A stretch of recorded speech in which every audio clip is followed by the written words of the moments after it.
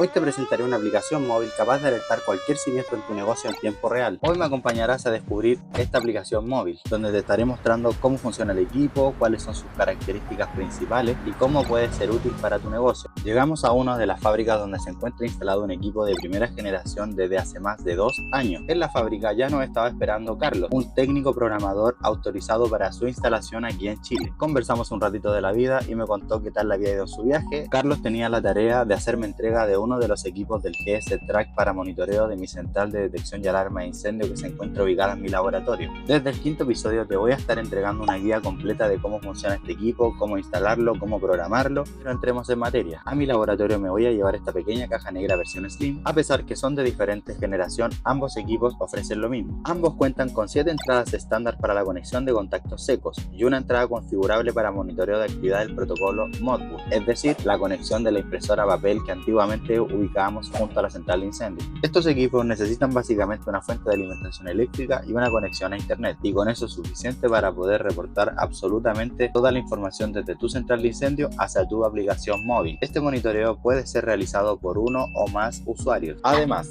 si tu fábrica cuenta con un sistema de extinción a base de agua, existe otro modelo del GS Track dedicado para el cuarto de bomba. Este se encuentra equipado para el monitoreo de lo siguiente: alertas de arranque en tiempo real, nivel de agua con un sensor ultrasónico, presión del sistema a través de un presóstato y la temperatura a través de un transductor, entre otras 14 supervisiones más disponibles para supervisar pulsadores y detectores dentro de tu sala de bomba. Además, es importante destacar que el equipo GS Track es compatible con cualquier tipo de tablero controlador que se encuentre ubicado en tu sala de bombas. Muchas gracias por estar siguiendo este canal. Yo me quedo recorriendo esta hermosa planta de Hunter Douglas. En el episodio número 2 vamos a estar hablando un poco más sobre este equipo. No olvides suscribirte, darle like, comentar y nos vemos en el próximo episodio. Saludos.